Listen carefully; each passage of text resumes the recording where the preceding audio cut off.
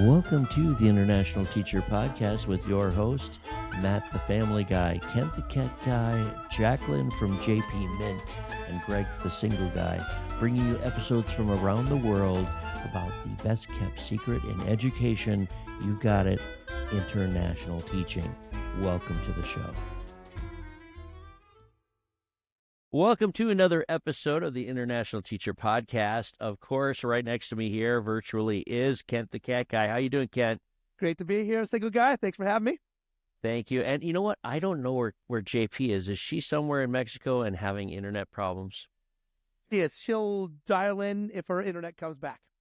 Okay, so our audience can look forward to having her join us if she gets internet. All right, we go through that once in a while. Our special guest today is coming to us from Ireland, so I'd like everyone to say hi to Sorcha Coyle. How are you, Sorcha? Great, thank you. Thanks so much for having me. Welcome, Yeah. Sorcha. Thank you for joining us. Thanks Go a million. Irish. Yes. We're wearing green today if you're watching this video on either if you're watching it on Spotify or if you're watching on YouTube podcasts. We are up and running in green today in honor of Sorcha. She forgot to wear her green. Nothing green around me. She got nothing green. That's wonderful. And so tell us a little bit, in a nutshell, can you give us sort of your history of education and what you're doing now and get us started with that? Yeah, of course. So I'm from Ireland, did my degree in Ireland, and then I went to the UK to train as a teacher. I did my PGC over in the UK, and then I did my early ECT, the newly qualified teacher year in the UK. And then I sort of had I really wanted to go traveling. So with a friend of mine, we went to South America for a few months. And then I came back. I did a maternity leave in Ireland. I was lucky to get was jobs. So it can be quite hard to get permanent jobs in Ireland. But I knew myself, I fabulous school, fabulous students, fabulous staff. But I was only 24, 25. I thought, when you get that permanent job, you stay there for the rest of your life. Just one of those things that are rare. And I was like, I'm not prepared to just stay. You know what I mean? I was like, I need to go exploring. I need to go traveling. So that's when I decided to apply to schools all over the Middle East. And my auntie had lived in the Middle East for years as a nurse. So I never had a bad impression. I never was afraid. I knew she loved her life there. She was in Saudi, Oman and in UAE. So I started applying to those places. And I got lots of interviews. And one that really resonated was a school in Qatar. Now, I'd never even heard of Qatar until I got an interview for the job there. I just was a kind of starter British school. It was Sherborne, Qatar. And I really loved the vibe from the head teachers. So then, I moved there, and then that kind of started my expat teacher journey. Wow. And so you were influenced by your aunt who traveled around the Middle East as a nurse. Oh. And so you did a little bit of fill-in teaching in Ireland, but you didn't get the full-time position. Besides, you wanted to go off and running in the world. And so how long did you spend in Qatar then? Was there for 4 years. I always have to think, like academic years. Really loved it. The vibe was building up to the World Cup. Like, they never had an event. They never on a world stage. It was so exciting. It was still kind of opening up, I guess. It's only in recent years, really. Like, UAE have had expats for years and years, like 20, 30 plus. Qatar would not be like that. And I love my school. I absolutely loved the sense of adventure. Like, when I moved there, everything was like so different and an adventure. And also because the infrastructure was still being built. Some things were like an adventure, to get to somewhere, or, bureaucracy. It was like, okay, in Bukra, inshallah, like very easygoing. Tomorrow, please God, there was a very relaxed attitude. So I absolutely loved my time in Qatar. I spent 4 very happy years there teaching. And English what were you second teaching language. when you were there at that school? What was I teaching? So I was doing English second language to mainly local students. We had about 25% local, 75% expat, but we had smaller groups. So I had probably 99% Qatari, and then I had some Palestinian or other kind of Arab. And then I also was the higher education and careers advisor as well there. So when I was there, one of the perks of being in a startup school, I could see, they only have planned up to year 9. They're going to need someone in career guidance. That's sort of where I was like, let me put a proposal and suggest to my head teacher. And they were so good. They were very open to PD, and they were very open to ideas, which is a benefit of a startup school sometimes. And so I was able then to get qualified. my school paid for my qualification, my postgrad qualification in career guidance and development with British University. And I set up along with the head of sixth form, I set up the higher education and careers department. So helping students with UCAS, letters of reference, letters of recommendation, applying to university. So that's it. That's what I I did. love what you said about the startup schools being great opportunities for people to really branch out. Now, when your original training, did you say it was early childhood? What was your original goal? If you were teaching in Ireland, what would you have been teaching? So it would have been modern foreign languages, Spanish. But with the PGCE, you're also able to teach high schoolers, I guess, English as an additional language. So that's what happened when I actually applied for a language role in Qatar. But one of the reasons why I actually went with them, they'd actually read my CV and said, actually, we're setting up an English second language. And I had worked in summer camps in previous summers doing English second language. They're like, would you be interested? And I was like, brilliant. I could tell they'd read my CV, and were thinking of me. It wasn't just a checklist of questions like other interviewers had been. So I thought, oh, yeah, I'd love to do that. So that's kind of where I went to the English second language. And then my master's, after I left Qatar, I went to London to King's College for a year. And my master's was in applied linguistics and English language teaching. So I kind of stayed with that area. And that is such a science. Yeah, I love applied linguistics and the ELL or ESL, whatever we want to call it, English additional like language. Academic English, I love that because it is like a different language. So that's how you describe yourself now, as a applied languages, English as a second language kind of specialist. So when you left Qatar, where did you go and what did you end up teaching? So then when I left Qatar, I always wanted to do my master's. I've always wanted to live in London. So I thought, now's the time. Let's go and do that. So I applied to King's College. It got accepted. Did my master's. I also still taught part-time. We were very lucky in our course. They actually put everything into 3 days of the week. So you had 2 days then to play, or I worked in the English second language in a primary school in London. In London, wow. And then I really missed expat life. And I thought, oh, I hate paying tax. I don't like Don't we all? I hate that too. I need to get back out again. I was like, oh, this was great. I've done this, but I now want to get back. And that's then sort of, I was applying. I sort of thought, oh, there's not really a forum for teachers to maybe share information about schools. I was very lucky because of my experience in Qatar. I had friends and acquaintances who were all over international schools around the world. So I could ask them, what's the reputation of this school? Or is this package decent? Or, where do you recommend? And I thought there's no central forum sort of to do that. And actually, I think there probably was Facebook pages, but I wasn't aware of them at the time. So then I set up my own, which was called Empowering Expat Teachers. And we have about, I think, 14,500 members at the moment. Wow, that's a very successful website. Excellent job. Yeah, just a forum sort of for people, because I'm so aware now that I'm working with teachers and helping them, yes, there's some great recruiters, there's some great affairs and everything, but I wanted a place where it wasn't like recruiters. It was just like honest, one-to-one, teacher to teacher. Would you work there? Would you recommend I work there? But also be very careful because slander laws are very, very, very harsh and serious and severe in the Middle East and maybe other countries too. So just to kind of create a forum where people could ask questions, get answers, privately DM if it was something that was maybe a little bit, negative. And that's where I kind of set that up based on that, because I applied all over. Sorcha, is this behind a paywall to sort of avoid it being public and out there in the Middle East? The Facebook group. The empowering, the website that you have? Yeah. Oh no, it's my Empowering Expat Teachers Facebook group. No, it's open. Yeah. Anyone can join once you just say like what you teach or where you've trained. And I'm all, I have to say I'm really lucky. Everyone is so loving and respectful. People help me. If there's certain things, they might report it or say, be careful, take that down. But it's so rare. It's a very supportive, positive environment. And if there's anything negative, usually they just say, please DM me, or they might DM me and I might say, whatever. Pass It on. sounds just like us.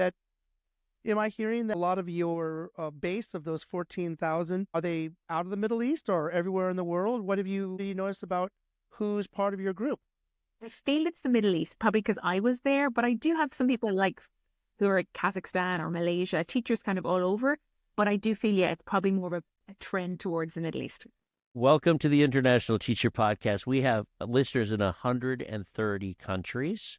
Amazing. Which is fantastic. And they're all over the world, and it's growing every day. And our listener base is oh, it's amazing because of the people that we have talked to all over the world. But what I love about what you're talking about is that you sound just like us. I know that JP and Kent and I and Matt, who's our other host, we all are the kind that we enjoy it so much that we just want to reach out and help other people. And that's what I hear you doing too. You just like, oh, I'm doing this amazing thing. I can't just keep quiet about it. I've got to give back and get more people to do what I love. Right? Absolutely. And people are so helpful. Like, people post things on, and it's great even since like Facebook with the anonymous posts. Sometimes people can, because they mightn't feel comfortable, so it's actually been great. Yeah, it's a really good forum. And just to give people a heads up, like, always research, especially first timers, like you probably know yourselves, like, don't just accept the first contract. This is how you research, don't like make that mistake where you get locked in for 2 years, and it's like not what you want at all, or you feel disgruntled when you get there because you realize it's not a great package or whatever, just, I think to have all the information to make the best decision for you. Sorcha, let me just go back to your timeline. Sorry, JP. So when you went to King's College to get your degrees, did you stay in London or did you travel again from London?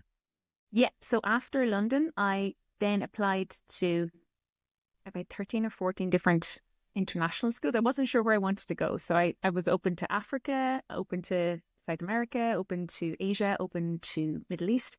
And then I sort of secured interview for pretty much every place I applied to. And then I secured every single job, bar one, where I didn't have enough experience.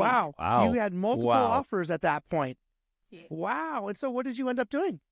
I ended up choosing Dubai because I had been there before. Okay. Yeah. Yep. But I realized after that I'm not the biggest city girl. So I don't know if in hindsight would I have gone back. I'd never regret anything. But Dubai is a big city. Like, I think Abu Dhabi suited me more. For our listeners, Sorcha told us just before we started the interview that you grew up in a town of, how big is the town that you grew up in? I think it's 11,000. 11,000. And there's 50,000 sheep. Nine to... And 11,000 is about how many people live in one square block in Dubai. I know. Dubai. Yeah, I've been through there. I've been through the airport about 1,000 times by now. They know them by Hard name. Rock. Let's just put it that Shout way. out to great stop in they've between been asking flights. about you. Need to the Hard Rock Cafe there. It's in the airport, I just fly through and it's a way through. And once you've been to Dubai, in my opinion, once you've been there, you've seen it. It's just it's another city. And a lot of people that live there work there, and the hardest workers, and they're from all over the world. So you hear all different languages. And I would imagine you'd agree with that they are hardworking, and then there's the people that own the money, but it's mostly tourism, and it's just come and go. They say hi to thousands of people, and then they just say goodbye. It's sort of like Las Vegas is, or London. Some of the workers are sort of fed up. They're nice, and they're being paid to be nice, but deep down they're saying, God, just leave, I know, working all day. Yeah. So how long did you spend in the big city of Dubai? I know. I think I look back, I was like, 5 or 6 years. I actually feel bad. I'm always like an academic. So yeah, even though it's funny, I stay there. Like, the package was very good, and that definitely encouraged me to stay. And I made some really good friends. But it seems to be on everyone's list. Like, everyone does want, majority of teachers I see and in the group and everything else, it's like Dubai. I mean, I think that can be on your list, but I would leave it till the end, maybe. I think, there's so many other great places to go. But like what Greg said, it is like any other city. What I loved about Doha in Qatar was that I loved like hearing the call to prayer. I love the Arabic and Islamic architecture. I love that, they in Ramadan you couldn't eat. I love that in Ramadan everything was closed. So you kind of had to have like house parties. Like, I love those. I just love that. I love that. I don't love that about Ramadan. I don't love that. I have to say I did. I see how it's marked a change. I don't know. I would duck down under my window to take a sip at a stoplight in my car. I'd be like, and then I'd come back up, and nobody could see that I was taking a sip or eating a banana, like. And JP's talking about sipping on anything, even a water or something, not drinking in the car while you're driving. Not about that. You're talking drinking something. Clarify that. Oh, Don't no. That's jump what I'm trying to help clarify. So, going to the movies and then having to wait until after the call to prayer to after the sunset to be able to order popcorn. Like you could smell it, you couldn't eat it, and you You couldn't can pay smell for it. it until it was That's like sunset. movie hell. It's Yeah. amazing. And so, Sorcha, then you ran the website while you were working there in Dubai. Is that right? So you were sort of doing all of your projects, and you're working as a counselor, English as a second language. What are you doing there in Dubai as a job? So yeah, in Dubai, I was teaching English second language. So English as a second language, Yeah. and spending time every day on the website, the forum, things like that. yeah, exactly. That's what I was sort of doing that on the side. Yeah, as well.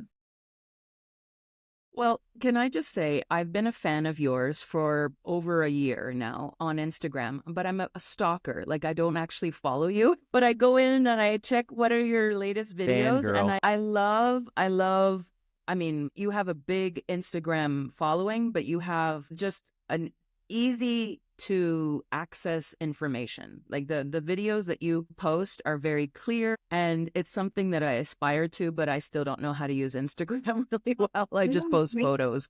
I'm like, boop, here's a photo, boop. Find a So Twitter. stories and reels and things like that you're posting are very, very helpful. And so I was really excited when I saw your name was up on our show, and I was telling the guys, I was like, Sorcha's I coming. know. I'm so excited. So much, because I think we do something similar, don't we? Yes, we do.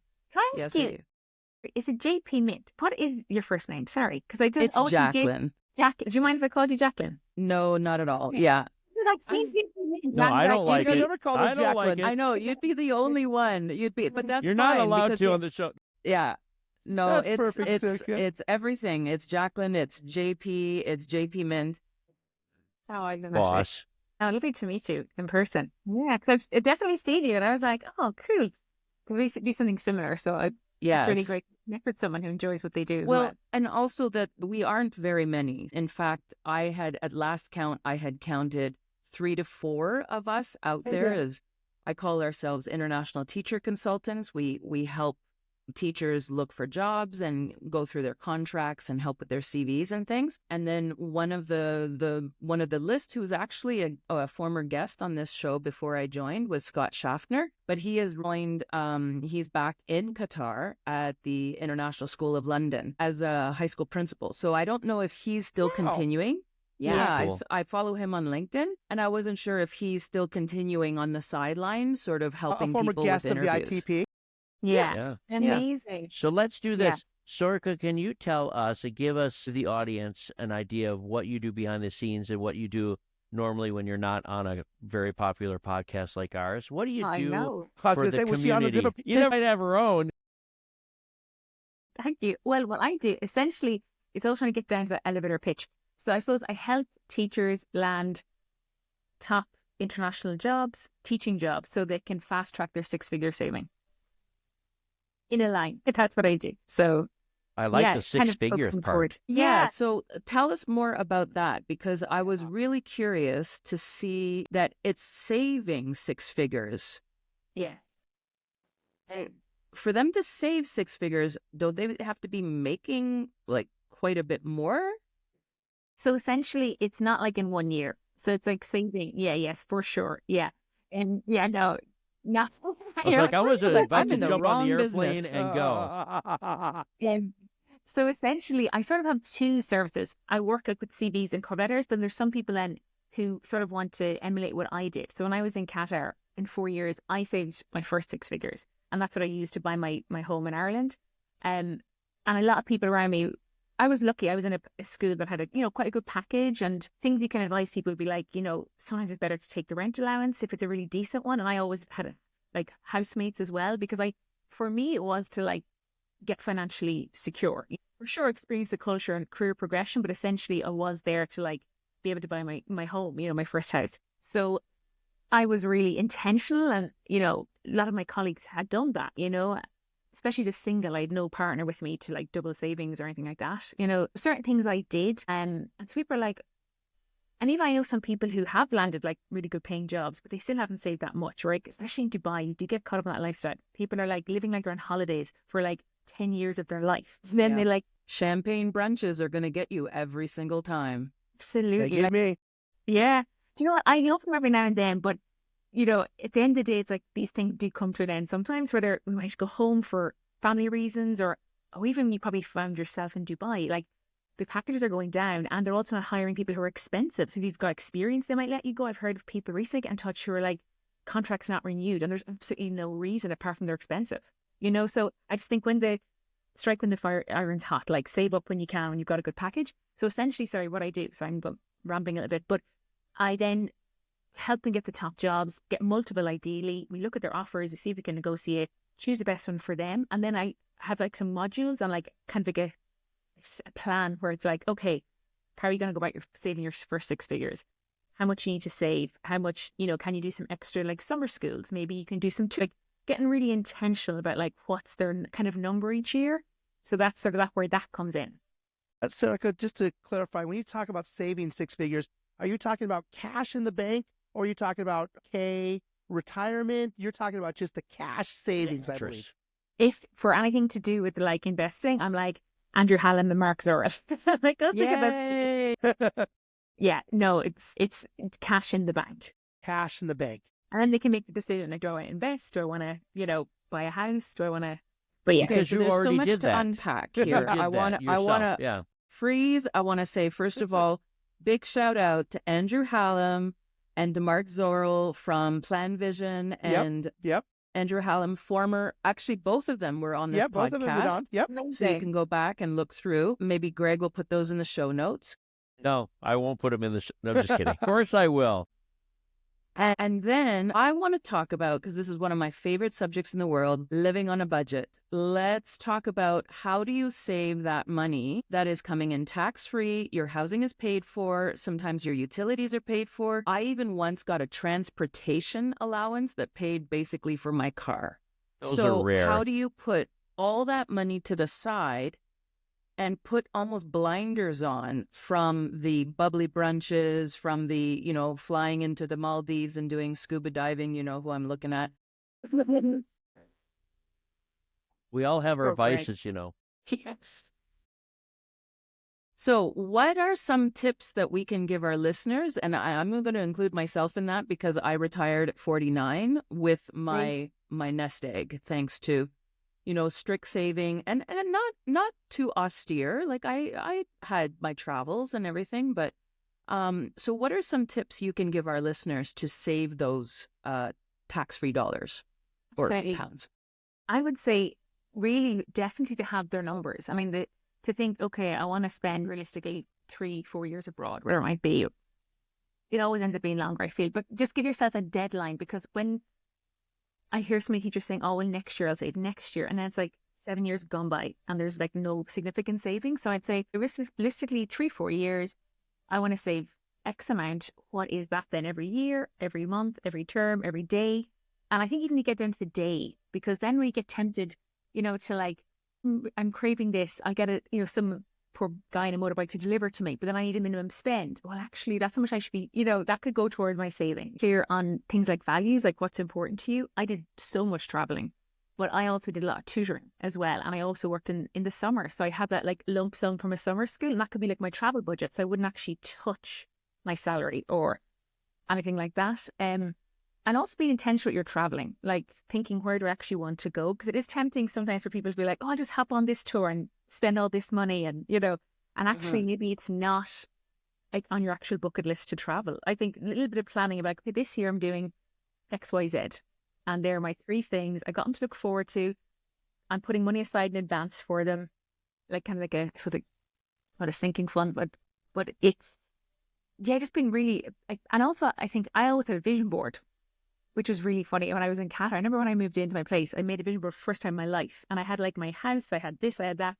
And that was really helpful, because I thought when I did skip on things, or if I skip certain events, not skip events, but maybe I would meet some people after. If I already done a brunch earlier that month, I might meet them again. I might meet them after the brunch for a few drinks or something, so just still being sociable.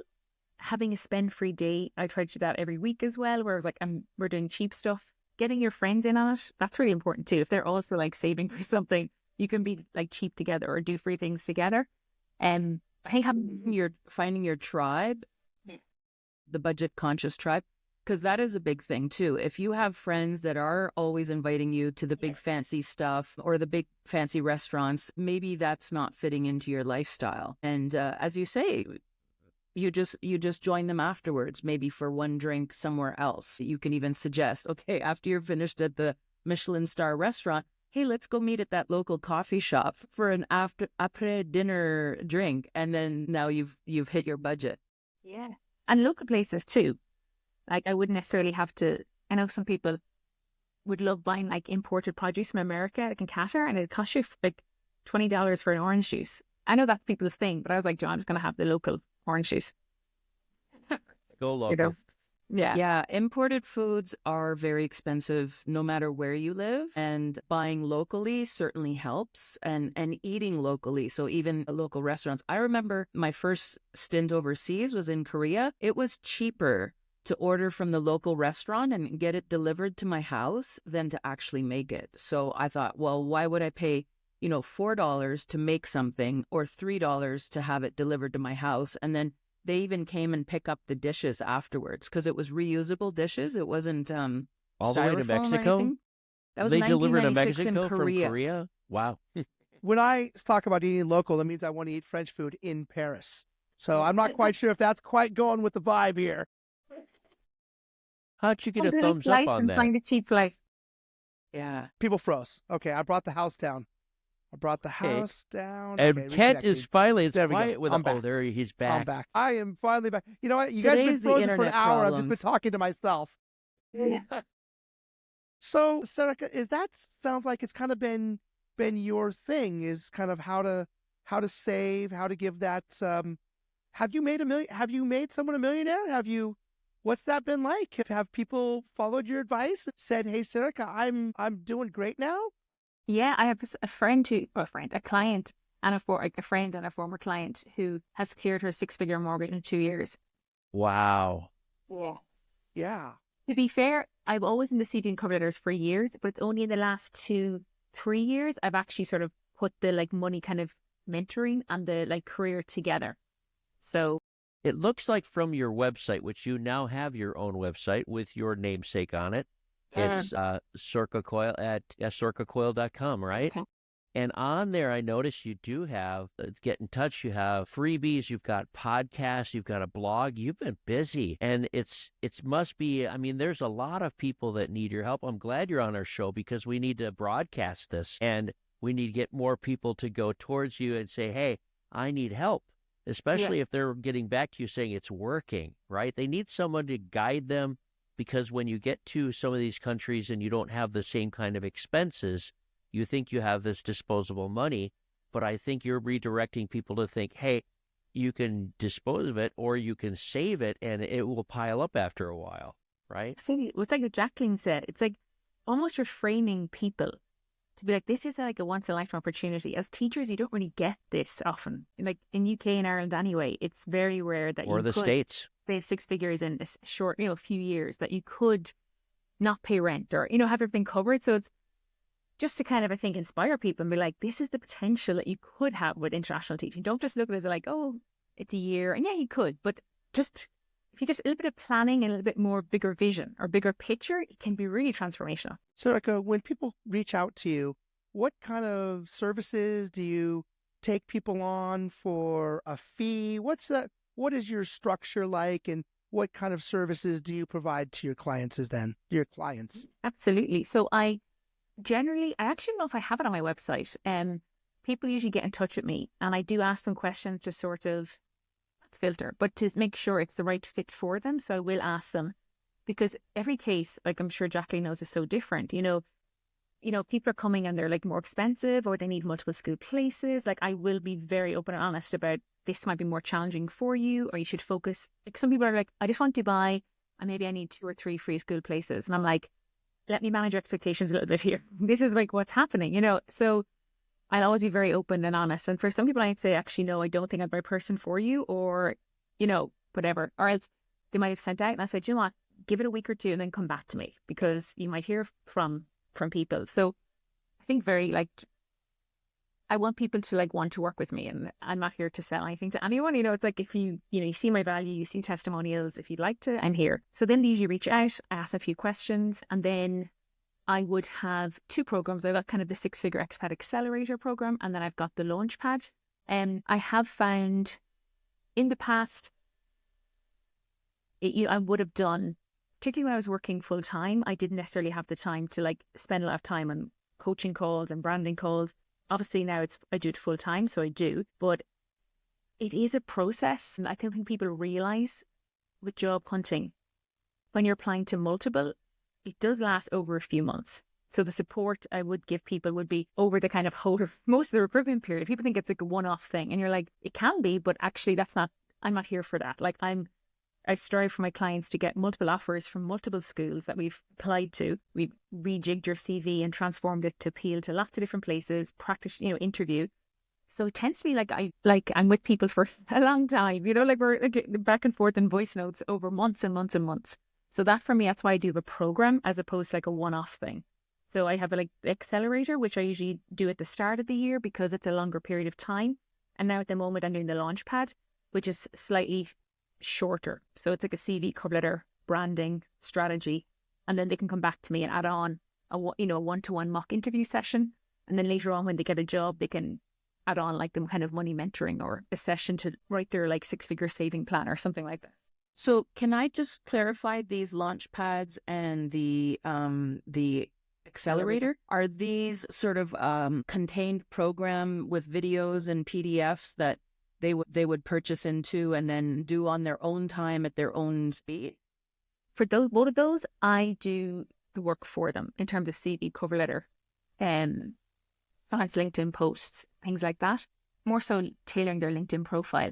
So I would do that for them. I do have a group program at the moment that I've opened up for the first time in a group program in many years for CV and cover letter, because I find it's not as popular because teachers are so busy, especially in Dubai. Dubai, they have a lot of, every teacher is so busy internationally, but in Dubai, they have KHDA, DSIB inspections every year. They're really, really rigorous. And so a lot of times people would rather me do the work for them. So I would do that. I'd have them fill out a questionnaire. I'd have a call with them, and then I work on their documents for them. Oh, that's a service.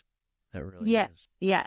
Just with time-wise, I think for me as well, I love a good job well done. And not that I like to relinquish control, but I know myself that unless they fully apply themselves, I'm very open. I'll give them the option. I said, this is a, lower cost because it's self, DIY, you do it yourself, and I'll review or whatever on a group call, or I can do it for you. And it's more expensive. They're like, yeah, you do it for me. Because they know themselves, they haven't got the time, or they're tired, or, so, and I know myself that it's like the best job it could be. So I'm like happy with that because they're more like success rates go up, I think. All right, let's take a moment for a little commercial about how to get in touch with us. You can, of course, find all 4 of us at the itpexpat.com. That's www.itpexpat.com. Or you could also find us at email at internationalteacherpodcast@gmail.com. We look forward to hearing from you. Or if you're into Facebook, we have a new Facebook group at www.facebook.com/groups/ITPexpat, where you can find all kinds of inside information about ITP Expat. You can also find us on Instagram at ITP Expats. That's with an S. ITP Expats is our handle. All right, and thank you, listeners. We have over 100 countries represented by our listeners, and though we're not monetized, we are here for you, and we would like to thank all of you for listening. So let's get back to the show.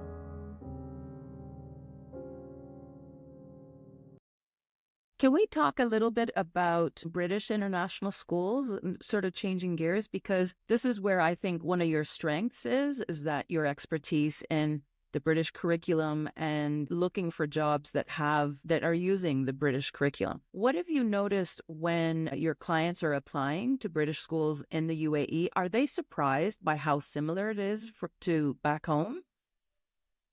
Yeah, well, I think they would be. Yeah, I think they're especially surprised if they work there and how it's actually a bit more rigorous like than it would be in the UK. I think Ofsted, which was the like inspection body in the UK, between like bad press where like some head teachers like were killing themselves or something like after these horrible reports, they kind of have back a bit.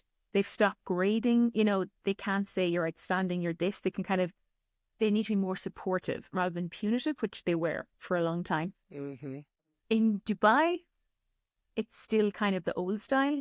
It is, you know, you're an outstanding teacher, you're very good, you're graded a lot of admin to fill in, a lot of, you know, certain things, looking at like things that may not actually impact students' learning, but it's like visually serving customers, I guess. Paperwork. Yeah. So that I think they're very surprised because there was years ago it wasn't like that. So people did leave the UK and they're like, woo, like free of like, all of that kind of admin and bureaucracy. But no, it's like worse, I think, in the UAE. So for that, yeah, I think there's a lot more. And UAE are very aspirational kind of place. They always do want to be number one in PISA and all number one in these standardized testings, and they want to be number one in everything. So that's like a lot of pressure because, you know, you have got your kids at the end of the day, and as much as you can, you know, can't perform miracles if, you know, with every single student, you know. So that I think is a lot of pressure because it is also like, you know, yourself, private schools, you are, you know, we're essentially providing a service. Because parents are paying big money for their students, for their children to go to these schools, and they want to see the proof is in the pudding with that outstanding rating on the getting top universities. They're like, yeah. I mean, have you seen that in Dubai? They're building a school that's going to be, I think, 200,000 dirham fees a year. They're building a super international school. Have you seen and that? how much is that in like British pounds or in dollars? £40,000 maybe. Wow. It's a gem. I would say super. It's obviously catering to the real elite. You know, it's going to be small especially classes. if it's a gem school. They have there's quite a few gem schools, and if they're building a super school, it's to be in Dubai because they want to be the best of everything. That's New Dubai with the largest building in the world and indoor skiing, right in the desert, indoor skiing. By the way, while we mention it, have you ever been to the aquarium? It is amazing. Is it? I've never been into it. I've only The aquarium. Are you talking about the it's one beautiful. in Dubai Mall? with Emirates. Yes, in the Dubai Mall. Yeah. And you go through it. I think it's meant to be Yes, amazing. you have sharks above you, and So it's gorgeous. you haven't explored that because it costs money. Oh, it does. Yeah, I and was there meanwhile, I've spending been like money. 4 times. Yeah. You're eating noodles, and I'm going there on vacation, going disposable money. Video.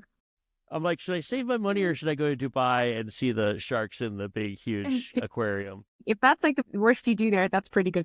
If you enjoy like that. It's easy to spend money there. And I think when you live in Dubai, when you live in larger cities, like especially Dubai, when you live there, you have to be frugal and just, you know, go and drink or eat with people locally and not go to the touristy places because there are some very, very upscale high things there. And I just passed through on the airport on my way to Maldives or other parts of the world. But boy, there's a lot going on there. There's a lot going on for in Dubai. example, when I was working in Oman, so circa I was in Oman for 7 years. And so Dubai was my like playground. Yeah. So it was my 3 long day weekend or something. I would go and spend a couple of days in Dubai. And bacon. But I had friends and friends with families that would go stay at the Atlantis, for example, which is one of the top hotels in Dubai. It's the one that has the arc, you know, and it's right out on the palm. And they would stay there and you'd see all their photos. You'd be like, wow, that's amazing. Then you start to think, wait a second, like these Drop are a the couple grand. millionaires are staying at these places and we're getting to do that as international teachers. But is it great for our savings and our ultimate budget? No, not fantastic. What's so funny, Jacqueline? They've now made Atlantis 2, right? So they've 2 Atlantis. So there's the one that we know, the old one, it's going to be a little bit cheaper. The other one's super expensive. The other one's a little bit higher class. Yeah. Now that we've started going to the other Tiered one. system with the Atlantis now. Yeah. I mean, do you know what I found great COVID was hard, obviously, but Dubai was still very much open. That's when I took my thing and I went to loads of different places because all the 5 stars were super cheap.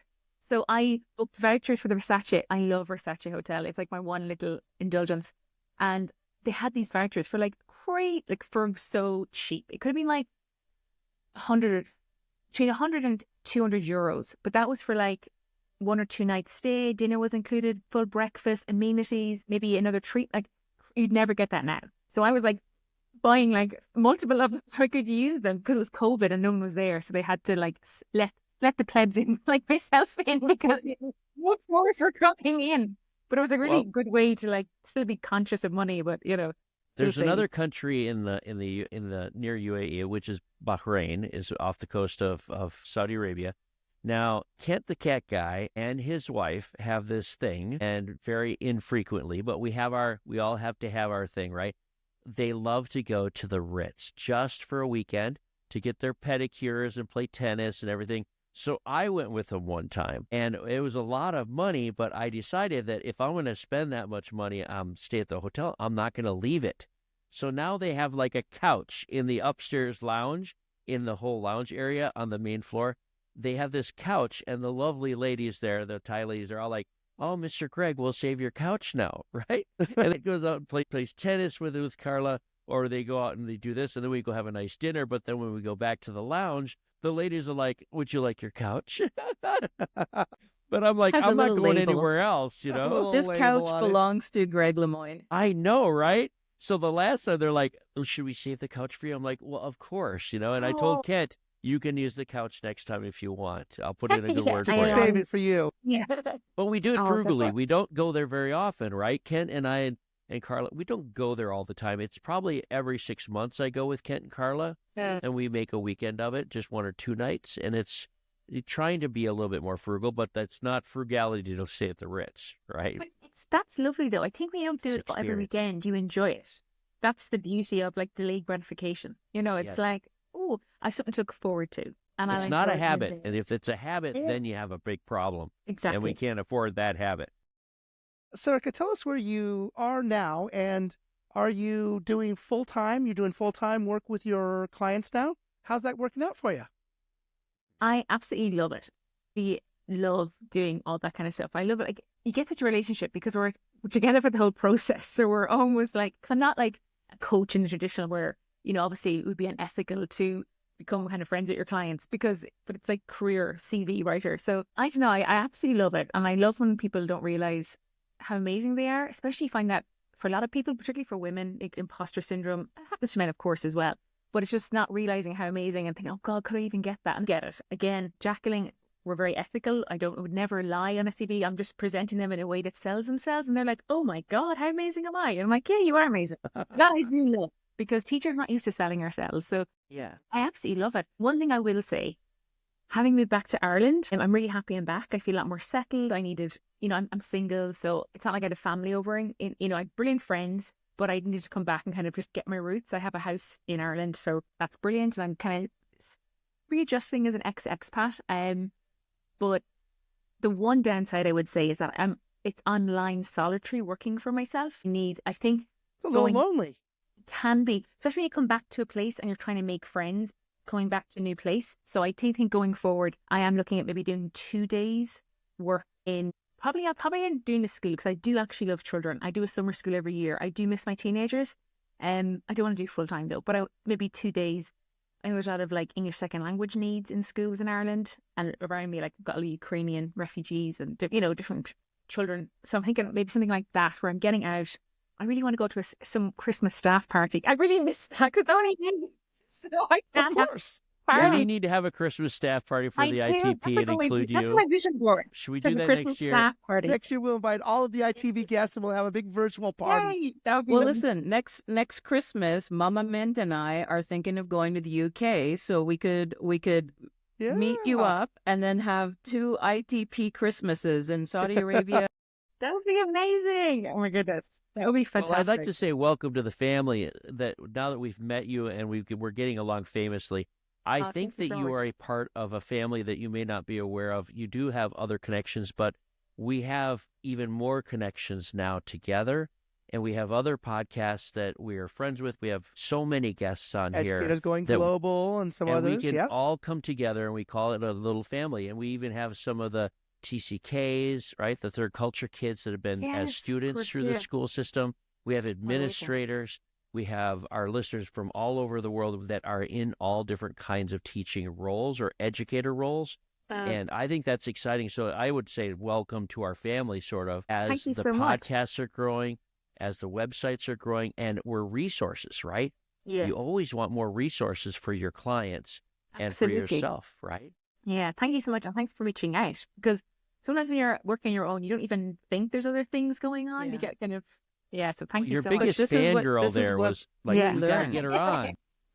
This is what we learn, is that the world is actually very small, that we Mhm. are all interconnected. And that's what's amazing about this particular career that we've all chosen, is that international teaching. You don't feel so isolated or outside of your country. You might feel like, oh gosh, I don't know how I'm going to do it. But in fact, you find your people, and you end up starting to stay overseas. You even mentioned it. You might go over 2 or 3 years, but Yeah. actually what happens is you start to discover how much value and respect you get overseas. We talk about that a lot on the show, is that going overseas, you can teach. You don't need to be pulled in so many directions. You can focus on what you're really good at, which is teaching and making connections with your students.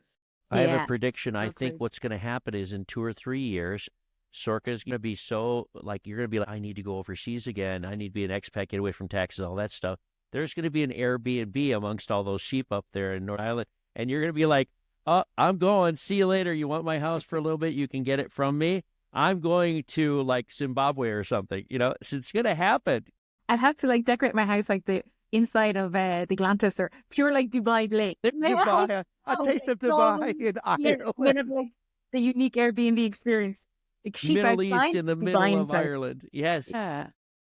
I know. I'm going over to Dubai I think I'm going to Japan actually end of the month for 2 weeks. Yeah, so I'm still very lucky. I'm traveling. I'm going back to Dubai to see my good friends are still there. So that's for my birthday month. For April, I'm doing that. I do see myself, like, I just like having the base, but you're right. I do, whenever I get a chance, I do love expat life. I love meeting new people. I love, Get the bug. yeah. I definitely need to have more trips. And I would Well, can I say, you touched upon it. Let's talk a little bit about that repatriation, because we recently had an author, Emmy Melton Perrier, who came on, and she has written a book about repatriating in the United States, being an overseas teacher and then coming back. What have been some of the challenges that you've seen, and what is some advice you can give our listeners about going back to your country and settling? Question. That is huge. I think the biggest change for me at Dubai and maybe expat life is a bit of a playground, and I love that about it. I love, like, you're not worried about tax, or you're not worried about paying your rent or your mortgage, and because it's covered. So people don't have necessarily like money worries. People don't have, like, if I had friends, they had kids, they had like a live-in nanny, or a lot of my friends were like either single like myself, or they were just in relationships. So we always like went out. We were super social at weekends, and I love dancing. I love karaoke. I love singing. So we'd always like go out and have fun, and you could organize it almost last minute. In Ireland, and probably, like, I'm sure in America, back home for you guys, like, people have are married with kids. They can't just drop everything and go out for a night for a meal or for a karaoke session. And that's what I found really difficult, because my friends all here, and I'm so lucky. I'm still close with my secondary school friends, so I'm really, very lucky. And most of them live around near me, so we do meet up. But it's more for like lunch or breakfast with their kids, which is so nice. But that, like, when I did go out to a nightclub for my birthday in my hometown, like, everyone was 18. 20 years older than everybody. It was great. Not like 25 like us, right? Yeah. Yes. It's not even like over 21, like would be in maybe US or in UAE, where it's like over 21s. They are thinking of my hometown and making it over a nightclub. And I'm like, please, because I do love going out. And I did feel a bit ancient. I was like, oh, so that's been a bit of an adjustment, feeling older than I did when I was in Dubai. So with that, I think just finding my crew. I'm going to like different clubs, and I do feel I gravitate towards like expats, people who've been abroad through the process. You can connect to them. That's why you can relate to it. I think so. And even people probably move to Ireland, I gravitate toward them because I know what it's like leaving your home country. So I Fish out think of water. trying to find, not like obviously having your friends from before, but like obviously I've changed and everyone's changed. So just embracing making friends as an adult, I think, in your home country. Tony, taking you're the stuck. You're attitude. stuck in this. You're going to be going overseas soon. You're going to be doing it. I know it. I always make excuses, Greg. I'm always like, oh, I can't join this club because I'm going to Japan and I'm going to Dubai. And I'm like, no, You're you going could to make some Japan for connections in your karaoke country. is what you're doing. I know that. So can I ask you a question we always ask on the ITP? When you do travel, and in the past or even now, when you do travel and go to a new country, are there 3 things that you need to bring, not including your loved ones or kids or anything like that, or pets, but those are all a given, right? But 3 things that you might bring with you from country to country to make you feel at home. I usually a money belt. I always like Money belt. Keep that. Nice. Next time I if I travel with a money belt. Yep. yeah. Everyone laughs at me, but I'm like, it's under my clothes. I'd like clothes to me. Well, that's why Also you're a because- 6-figure expat, because you have a money belt. Not all of us are staying at the Ritz with like super high tech security. I'm like, I'm be wearing it at nighttime or put it under my pillow. Touche. Wow. No, that was not. No, no, no. That was not a dig. Yeah. I know. We're just having fun. All right, number 2. Number 2, I always bring like a little kind of a medicine kit, like emergency, like my elastic plasters and tablets, and I always have allergies and things like that. Band-aids, pills for those that are not UK vocabulary. Yeah, plastic. Yes, really. And I'd always bring. I'm going to look back at this later on and be like, they were terrible answers because I'm thinking on the spot. But You're not getting graded. This is not the multi-purpose UAE. stuff.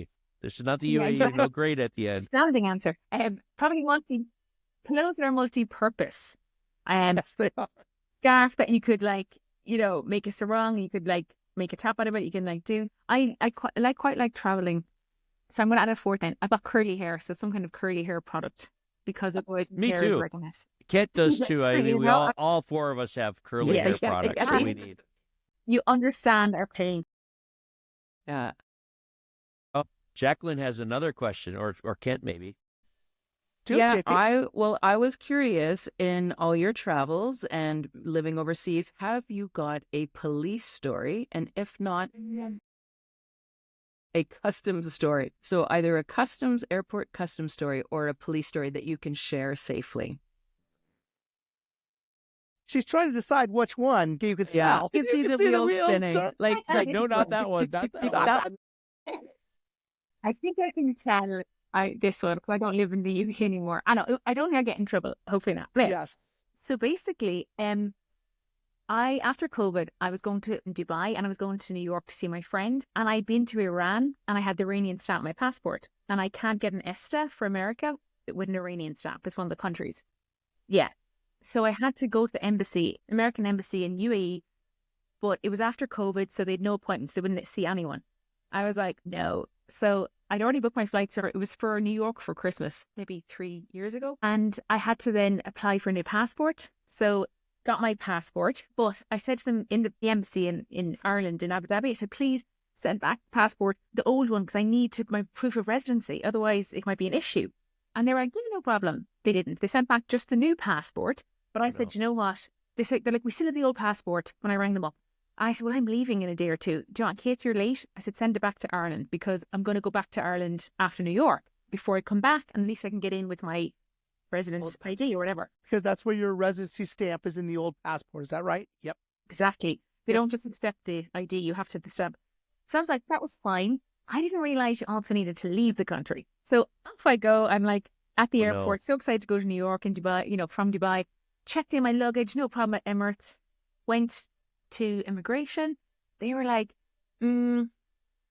where's your stamp? And I was like, oh, funny story. I have a picture of it. Funny story. No. Ireland. I said, here's my passport. And they're like, yeah, you can't leave without it. I was like, what? They're like, no, you either cancel it. And this is like when I become self-employed. So I paid for my own visa. And like, that was a lot of money. And no. cancelling it. And I was like, really? They're like, we don't think you're going to get through. And there was one really nice guard, a local guy who was a younger police officer. And he's like, you know what, go downstairs to floor, whatever, and see, they might be able to help you. Brilliant. Went down. I explained the situation. I had a picture of the actual, passport with the thing. I had my Emirates ID. They had it on the system. Everything is like digitized. Like they knew, they've actually changed that rule since, which is great. So I was like, explain my story. And they were like, no, either, you have to cancel your flight and get a DHL back to UAE, or else you cancel your whole visa and you can go out as a tourist. I was like, well, I'm not cancelling that. So I was like, oh no. So I rang my friend. I was like, I'm not getting to New York today. I was so sad. But then I was like, flip, I have to go to Emirates and say, take off my luggage, right? So I'd already checked to Emirates. And I was like, please take off my luggage, And they were way ahead of me. He was flanked by, say, police officers. And he went through, I just followed where he went. So he went, there's a special place for Emiratis to do their immigration that's separate to expats. So I just went in and I was like, what have I got to lose? And I do find the older guys they don't stick to the rules as much. I think they're a bit under, There's a flexibility. Guidelines, really. Yeah. He started off when there wasn't guidelines and it was about WASTA and, who you know. So I went up and explained. I was like, I'm really sorry. This has happened. And I could hear the other guy listening in, talking to the guy going, like, no. And I was like, oh. So the other guy decided to go off for his break. Another guy just went, okay, fine. Tourist stamp, let me through. Whoa. But then I had to go back to Emirates and be like, get your luggage back on the plane. Put it back on. I was so happy. Listen, lady, on or off, make a choice. Bring up. I was like, and they're like, hi, this flips. And I was like, yeah. And then I was like, and I actually had no issues ever again. I thought maybe come back in, I might be like, what's going on here? But no, they didn't sound. So that was my kind of story. You know what I love about your story is that most of our stories end with this antagonism between the authorities and the guests, but yours was sort of a symbiotic win. Yeah, it's lovely. I was like, oh, thanks, police officer and immigration people. Well, older guy who just makes the rules go by. Sorry. Yeah. Now you'll soon find out what Japan is like, right, with their tourism. They don't have that older guy in Japan who just lets it slip by. Oh, I know. For him. Okay, let's go around the horn for final thoughts. This has been a lot of fun. Let's start with JP Mint. Do you want to give some final thoughts? Well, I just want to fangirl a little bit and say I'm so pleased to have met you this morning. And I think that, we're going to be part of this family, this international family, and we'll be in contact again. So thank you so much for coming on and sharing your stories. It's been wonderful. Oh, likewise. Thank you so much. Yeah. Greg, final thoughts? Well, I'm still stuck on the idea that maybe you're going to Airbnb that place because I love Ireland. Because now you're thinking about how much you get a good deal. How can I get a deal on this? You're chasing her out of her place so you can stay in it. Well, I need to live on I live on the cheap. Let me know. I have 4 Trying bedrooms. to save money. Yeah, exactly. Oh my gosh. ITP reunion. Yep. We're all partying at Sorcha's. You're all still more than welcome to come. Absolutely. It's 4 bedrooms. Yeah. There's Great no idea. sheep No, Greg, I'm thank you afraid, so outside my much. door. Thank you so much for being on our show. It's great to meet you and welcome to the family. Oh, thank you so much. Thanks a million. Really Ms. Sorcha, final thoughts, advice, words for the audience. Oh, I think be very open to the possibilities of international teaching. Not, see it as like something really that can change you personally, professionally, and financially. Just like, and enjoy it. Yeah, just think of the bigger picture, I think, when you're going into something like that. And do loads of research. Listen to this podcast, go onto all the expat groups, find out as much as you can, and find your tribe. Fantastic. Thank you, Ms. Sorcha. Our special guest has been Sorcha Coyle, and you can find her at sorchacoyle.com. That's SORCHACOYLE.com. That's her website, which will take you to her Empowering Expat Teachers Forum. And also she's active on Instagram. So she's got a lot of stuff out there. And a podcast. She doesn't have a podcast yet, but she apparently has an Airbnb. So take a look at it there. Check into it. You just have to wait for Greg to move out. Greg, it's been 6 months. You got to leave. You can't just live here. I am, let's see. Wait a minute. We got JP Mint on jpmintconsulting.com. Thank you, JP Mint. Thank you. And we've got Greg J.R. Lemoyne, PhD, MD, LSD. He's written the book, International Teaching, The Best Kept Secret in Education. Did I get it right? Thank you, Bill. Appreciate that, George. Buy his book. Anytime, Jerry. Thank you.